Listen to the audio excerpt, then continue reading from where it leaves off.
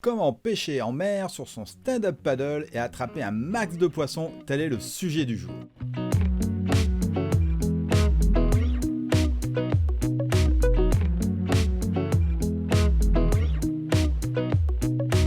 Salut, je suis Stéphane de Subpassion et aujourd'hui, je veux te dévoiler mon secret pour t'aider à pêcher à la traîne en stand-up paddle. Si je te fais le cadeau de te dévoiler ma technique, c'est que sur mes 4 dernières sessions, je suis rentré avec une moyenne d'une vingtaine de poissons, voire plus. Je parle ici de bars, de maquereaux et de dorades. Et oui, tu as bien entendu, une vingtaine de poissons. Mais faut-il encore que tu sois sur une zone de pêche où il y a du poisson? Je suis pas magicien quand même. En plus, tu vas voir, c'est super simple, pas besoin de canne à pêche. Ah oui, si tu veux me soutenir et m'encourager à faire toujours plus de vidéos, je t'invite à t'abonner à la chaîne en cliquant sur le bouton ci-dessous et à activer la petite clochette pour être mis au courant de la mise en ligne des nouvelles vidéos. Pour commencer, je te parle de l'équipement qu'il te faut. On va partir du principe que tout comme moi, tu pêches surtout l'été. Dans mon cas, c'est souvent au mois d'août avec du soleil au lever et au coucher du soleil. Donc, tu as besoin de mettre de la crème solaire, un chapeau ou une casquette, comme ici avec les très bons produits FCS que j'ai pu tester, je te mets le lien dans la description. Des lunettes de soleil avec si possible des attaches à l'arrière pour ne pas les perdre dans l'eau. Ensuite, à toi de voir si tu mets une combinaison ou un lycra sans oublier ton gilet de sauvetage, comme ici le dernier Secumar Furio, je te mets aussi le lien dans la description. Et enfin, mettre ton téléphone dans une bonne pochette étanche comme ici la Caseproof que je te recommande vivement.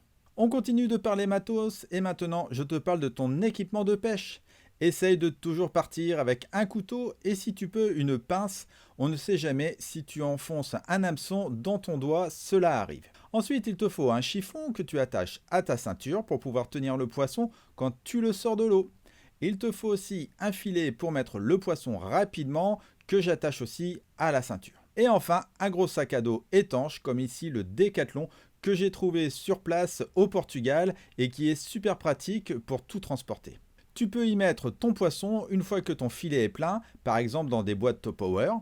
En moyenne, je les transverse tous les 4 ou 5 poissons. Dans le sac, je mets toujours une deuxième, voire une troisième ligne de pêche, au cas où la première se casse, car oui, il m'est arrivé d'avoir tellement de gros poissons au bout de la ligne que celle-ci s'est cassée. Voilà, maintenant que tu es bien équipé, je te parle de ma ligne magique.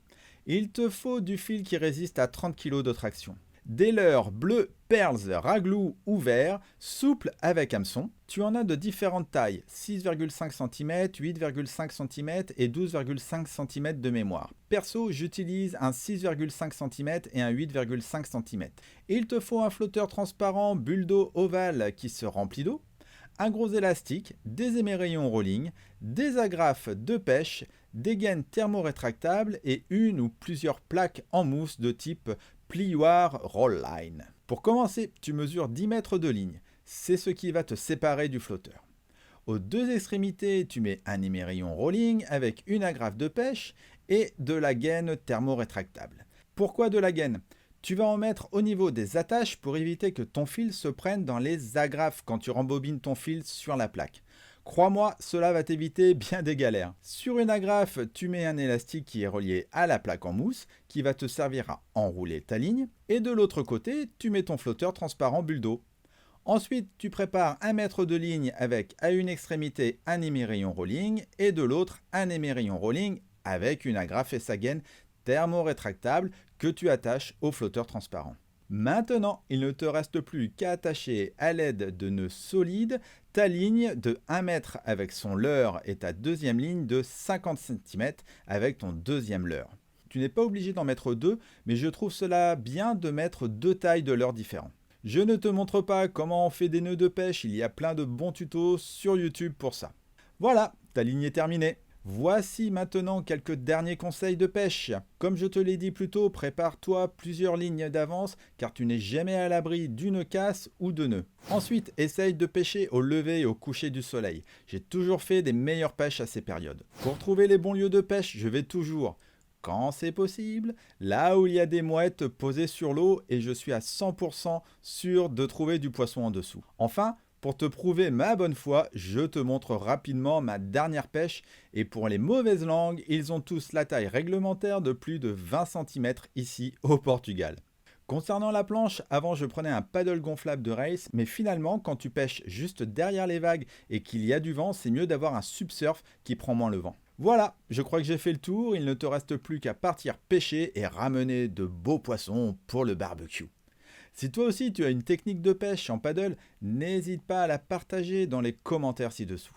C'est terminé pour cette vidéo. Si tu l'as trouvée utile et intéressante, je t'invite à cliquer sur le pouce vers le haut et à la partager. Tu peux aussi la retrouver sous forme d'article sur subpassion.com. Je te dis à très vite pour de prochaines vidéos. Ciao ciao.